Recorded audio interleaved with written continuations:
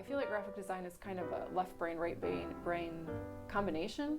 Okay. Like I feel like when I'm painting, it's a totally different part of my brain than when I'm doing graphic design. It's more logical, it's more skill-based. And you still have to have that creative, element to make it work.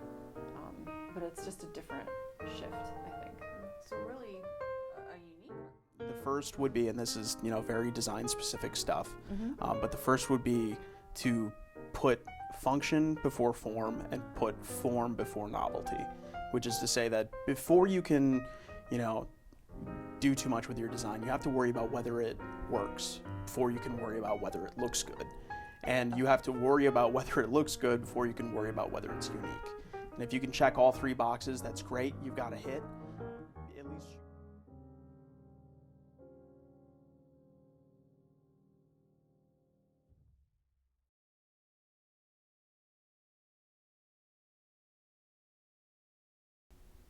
Hi, I am Jenni BUSH with Public Arts Midland, and we are here today with Annie STOUT, local graphic designer here in Midland, and we are going to learn all about Annie. So let's dive right in. Annie, Hi. hello, hi.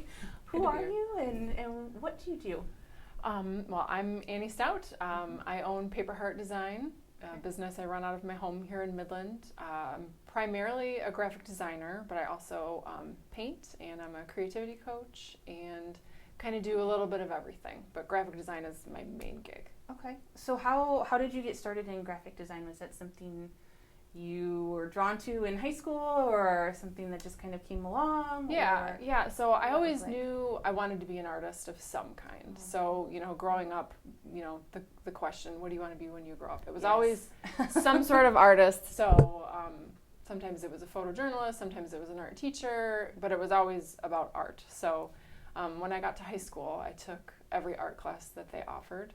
And my senior year was the first year they offered commercial art.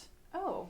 And that was really the first time I thought about graphic design as a career. Mm-hmm. It didn't really occur to me that every, piece of literature or, box you see on the shelf of the store, somebody designs that. Yeah. Every, album cover, every magazine, somebody gets to do that as a job. Yes. And I thought that's pretty cool.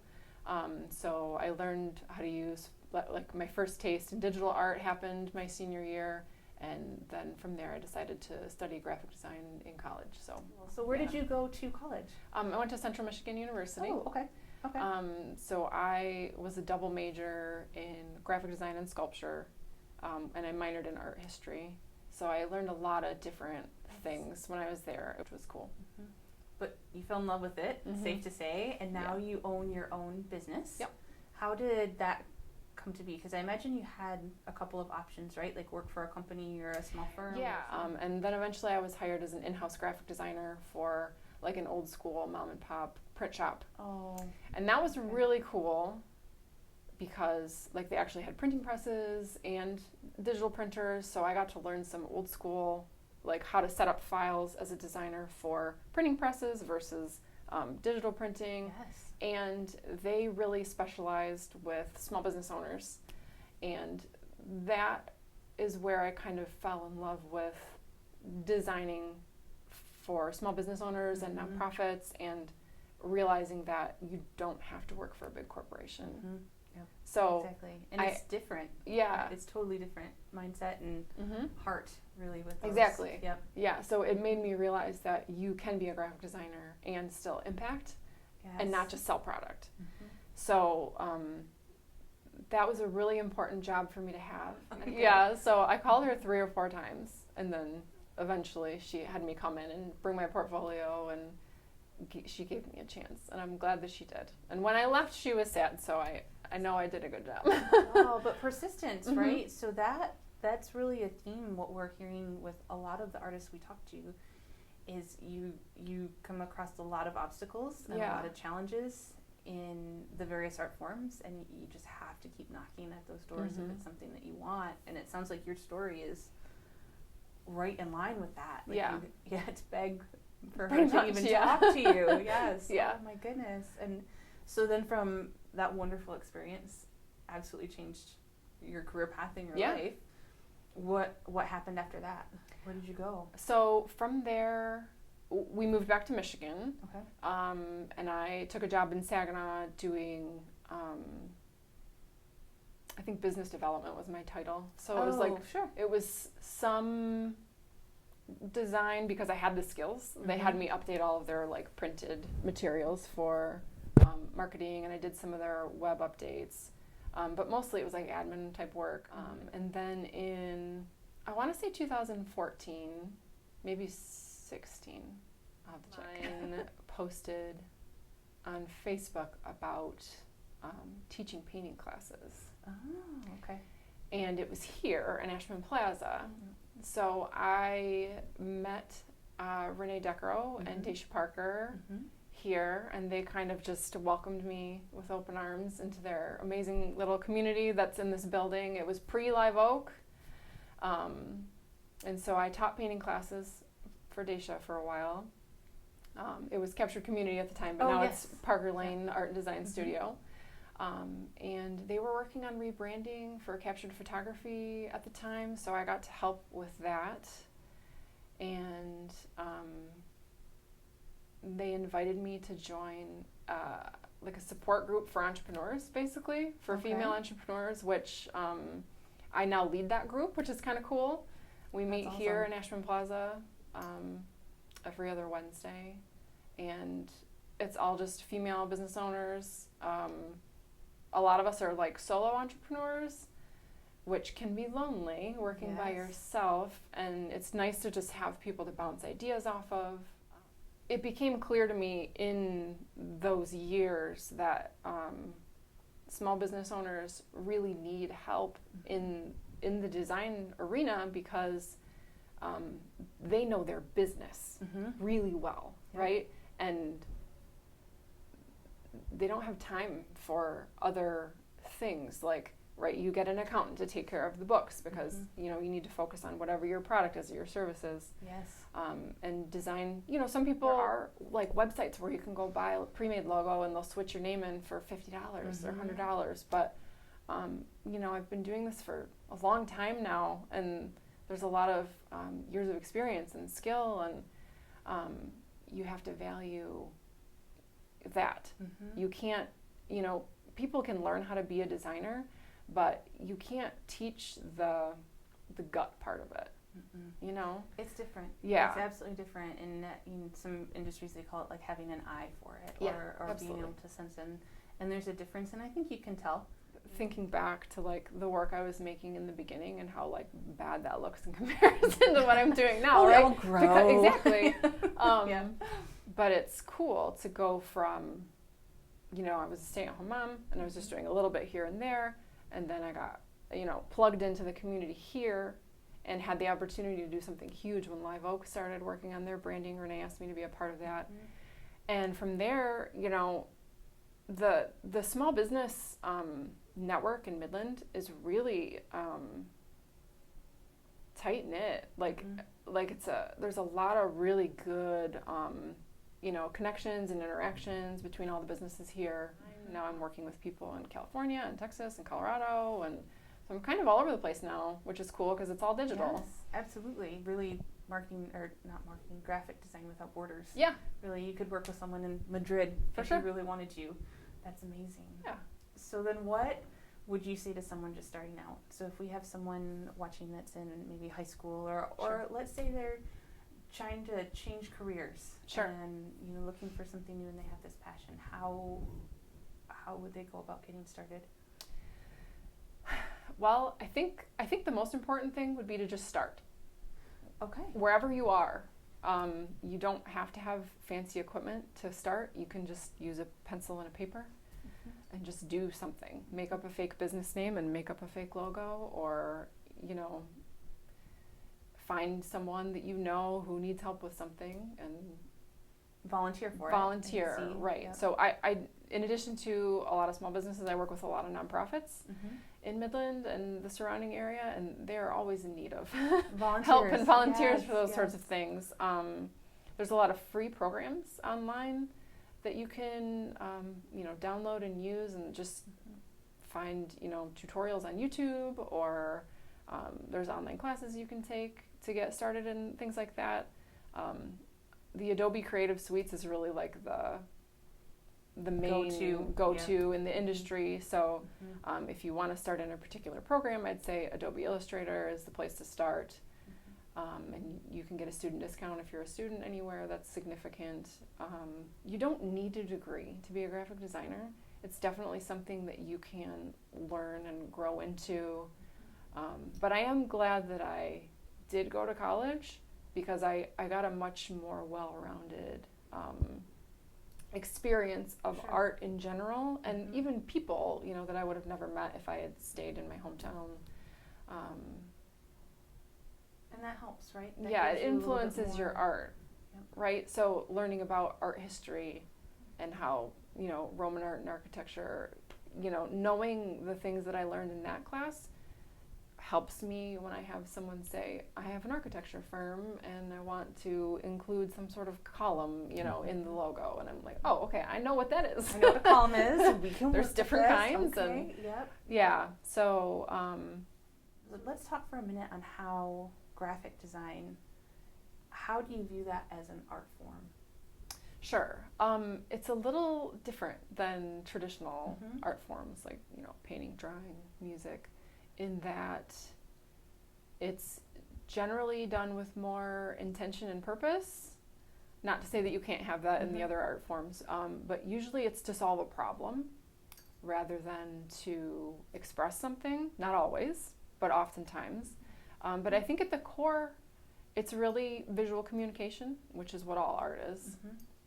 But it's just focused in a different sort of way. It's everywhere. Graphic design is everywhere, right? You drive down the street, you see a business, somebody designed that logo, that sign, you know. You look through a magazine, every single letter in a magazine or in a newspaper, somebody put it there specifically. None of it's on accident. You know, you walk through the grocery store, every single box on that shelf was designed by somebody. I love getting to work with small business owners, you know, like we talked about, but every time I drive past Live Oak, I get to see their logo 10 feet tall on the side of the building. That's pretty cool. And you did that. Yeah. That's yours. Yeah, and I think my favorite part about it is, like, it wasn't my big thing, you know? Like, it was Renee's and Aaron's big thing, but, like, I get to be a small part of their big win, you know? Like, I get to be kind of a behind-the-scenes encourager, or just, you know, a small part of all these other small business owners who are working their butts off to make their dreams into a reality, which is cool. So you're really the person that's bringing their vision to life in a graphic medium. Yeah. So you're taking what they're telling you and what they want to accomplish and all of these pieces put together, and you're honing in to get a very specific, this is what your vision looks like. Yeah, so it's challenging, but it's a challenge that I really enjoy. Like having a conversation with somebody and them, you know, giving me 5 or 6 words that describe what they're trying to accomplish, and taking that and then converting it into something tangible. So you're translating. Basically, yeah. What you are. You're a translator. That's a good word for it. Translator of visions. Yeah. Oh, that's beautiful. Yeah. Your job is so cool. It is pretty cool. So how do you see what you're doing then, your art form as a graphic designer, how do you see that impacting Midland? Like a lot of the nonprofits that I get to work for, I really love. Like I just finished helping with a bookmark design for Safe and Sound Child Advocacy Center. Oh, nice. And the purpose of the bookmark is, you know, educating kids on what they can do if they don't feel safe. And so, you know, again, I get to be this small part of this bigger mission for these other people who are, you know, doing really important things in our community. So you're really impacting, like you said, behind the scenes. Yeah. Thousands of people in our community on a daily basis. If they see that bookmark. Right. And they take a look at it, and maybe that helps one person, maybe that helps hundreds, but that's you, and you're a little itty bitty piece of that. Yeah. Oh, that has to be so rewarding. Yeah, I really love doing that kind of work. And even like Phoenix Community Farm, I helped them with their logo, and like they needed a banner recently, but they're working, I think they've donated over 5,000 pounds of produce to the community this year, so they're working to improve food security in Midland County.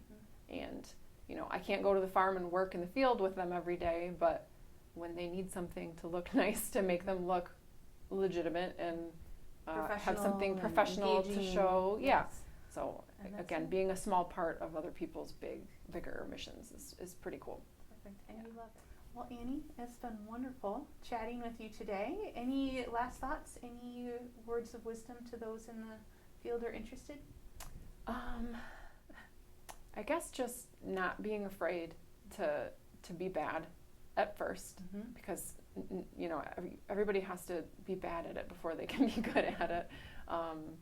So if it's something that you're interested in, you know, just getting started and trying it and not giving up, because it's definitely something that you can build skills on. It doesn't have to be like a good at it right out of the gate sort of thing. So get started. Mm-hmm. And keep Be trying. persistent. Yeah. Okay. And there's always new things happening in graphic design. And I do a lot of, you know, digital design, logos, branding, print, but it's also web design and, you know, apps, and there's a lot of different avenues that you can go with graphic design. And another thing that's kind of cool is that it's in every industry, Mm-hmm. or, you know, whatever you're interested in, there's an opportunity to be a part of that. You just have to get started. Yeah, exactly. Okay. Well, Annie, thank you so much. Thank you. Yes. All right. Thank you, everyone.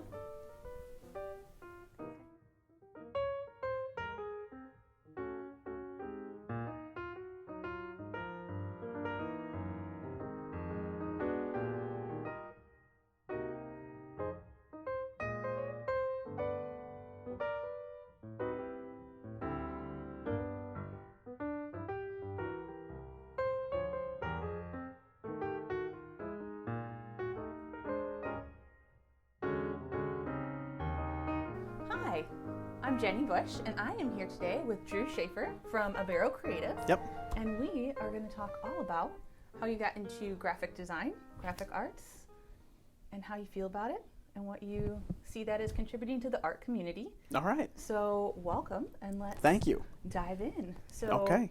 Drew, who are you? Where did you come from? How did you get here? I grew up in St. Charles, Michigan. It's a little town. If you just drive around Michigan until you're lost, St. Charles is about a mile down the road. Okay, great. So- That's a good description. So Yeah. somewhere in, yeah, okay. And yeah, I've kind of always had an interest in art. Design wasn't something that I think I was immediately passionate about. It was one of those things where it kind of found me in a way. You know, like as a kid, like I loved studying like ancient civilizations and like how they believed that, you know, certain symbols had power to them, and, you know, like the Viking runes and Egyptian hieroglyphs. And, you know, further on down the road, as I kind of like encountered design a little bit more as, you know, a way to make money as an artist, which can be tricky. A little more profitable. Okay. I kind of fell back in love with that whole concept. And, you know, the thing that I realized then as an adult was that, you know, these symbols, they still do have power. It's just, it's not quite as literal as, you know, they might have believed. But I mean, you look at, you know, something like the Golden Arches or the Nike swoosh or any of these other, you know, well-established brands, Mm-hmm. and they do evoke a certain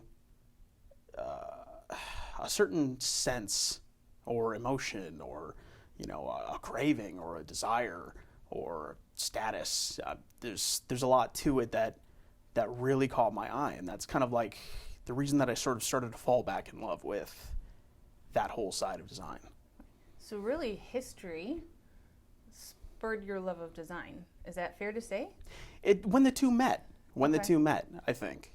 Okay. You know, at first it was one of those things where it's like, well, do I want to be doing this? Is this like, I want to make comic books for a living? I don't know. A little bit different. Yeah. Yeah. But it's such a wide and varied field of study that, you know, the more I learned about it, the more I absolutely loved it. Everything from, you know, typography and layout to illustration, which is part of it, and it kind of falls under the same wheelhouse, to you know, branding, to print design, all of it. There's just so much to dig into, and that's kind of something that my personality craves, is lots of, you know, So researching content. and looking and investigating on what this means and what this does and how does it connect. Exactly. You love that sort of thing. Just love it. Okay. Yeah. Okay, cool. So then did you take any sort of art classes and learn how to start sketching things out in high school when you were in St. Charles, or is that something that you kind of developed, or were you all computer skills right away? I didn't really take many art classes to start. It was one of those things where, you know, I don't know, my head was too restless to do anything much other than draw all the time.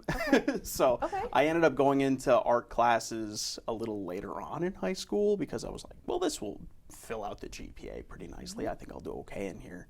And then, you know, I studied a little bit to try to learn, you know, these Adobe programs once it kind of became clear that maybe I was going to try design for a while. And that's sort of where the paper kind of met the digital sort of realms for me. Okay. But when did you really like pick up like, okay, the digital side is going to be where I go after? It was sort of after I kind of settled on this this kind of a career field, or at least, you know, beginning to like dabble in it, that I really started to take it seriously. I took the graphic arts program at Delta. I had some great professors there. I don't know, it kind of followed from there. I started to learn a little bit more about like the history of it, a lot of like the philosophies and the reasoning behind why certain design choices are made over others, their origins. That's, you know, I guess I've always been a bit of a self-studier in that regard, trying to learn a little bit more about any kind of, you know, given topic that interests me that much. So I guess that's sort of the basis for that. Okay. Yeah, that's interesting. So you really do like to dive deep into the research element and figure it out yourself, and it sounds like very hands-on in terms of your learning and your, I guess, growing appreciation. Okay. So then you went from high school, sounds like to Delta, and took some classes there. How did you get started in your actual career then? Well, in between, you know, then and the company that I started with a couple of partners, I was doing a lot of like freelance work. I don't know, just kind of like fun offbeat projects that, you know, the more established that you get are harder to come by. So I was very grateful to have those at the time because they gave me a chance to sort of flex and stretch and see what I was capable of and like what I enjoyed doing and sort of like what my style was. I actually did a series of posters for the Chemical City Derby Girls, which was Midland's own. Yes, roller derby team. Yeah. I know them well, absolutely. Yeah, okay. no, Mindy Bannon is great. She was my kind of contact. Okay. My dad knew her through work, so he put me in touch with her, and that's kind of like how I started doing that kind of stuff for them. And it was really my first serious experience with design. And after that, I found my way to Mount Pleasant for a little while, just working kind of a dull job out there. And out of the blue, one of the guys that I graduated with, who I had recently done some freelance work for, he had reached out to me.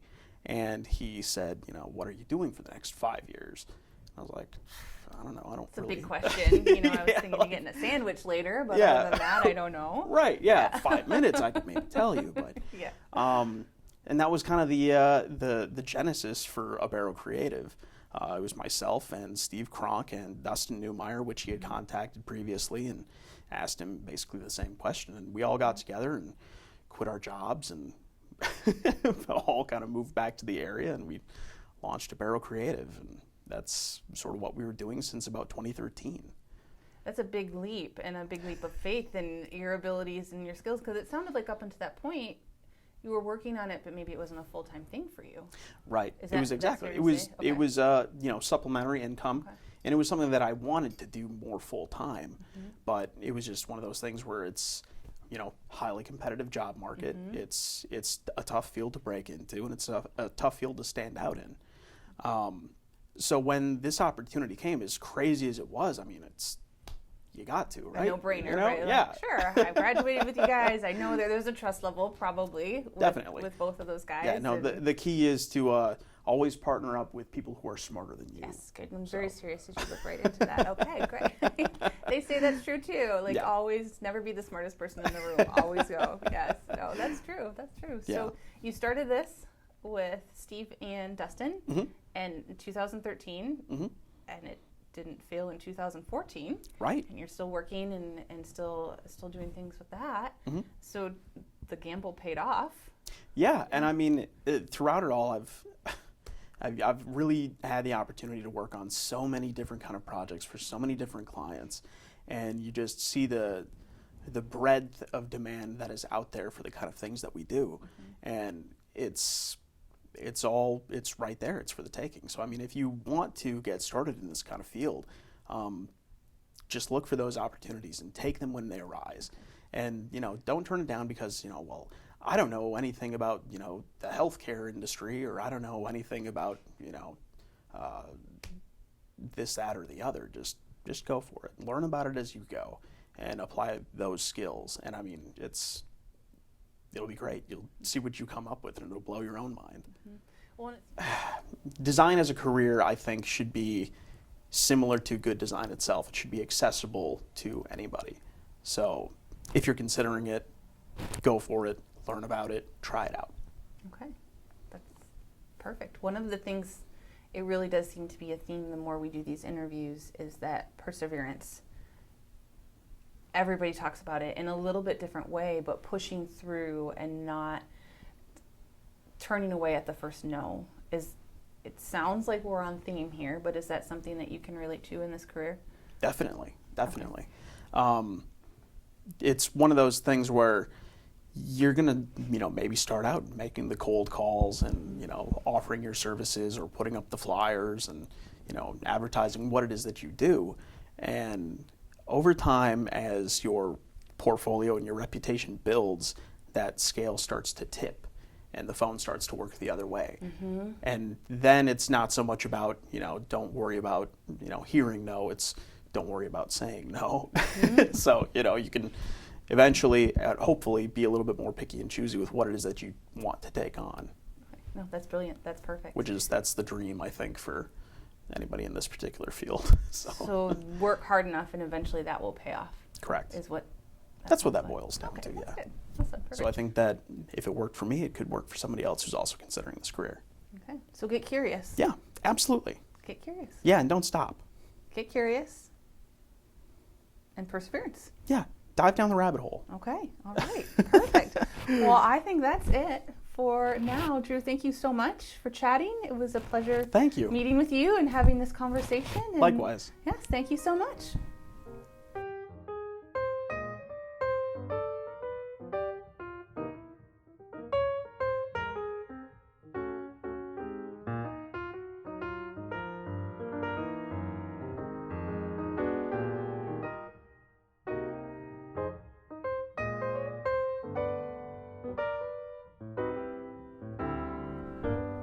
So, graphic design, that's what you're passionate about. You've been doing that for years now.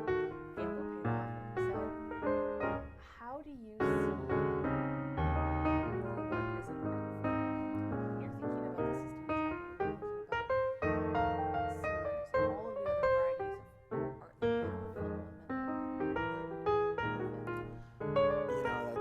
It's a bit of a contentious question. There's a debate over whether or not graphic design itself is an art. And I think on the one side you have, your gatekeepers who will say something like, art is about expression. How can you express freely with all of these constraints and rules and doing something as ignoble as merely conveying information with your work, or God forbid, something at the consumer level like branding or advertising. And then on the other side, you're going to have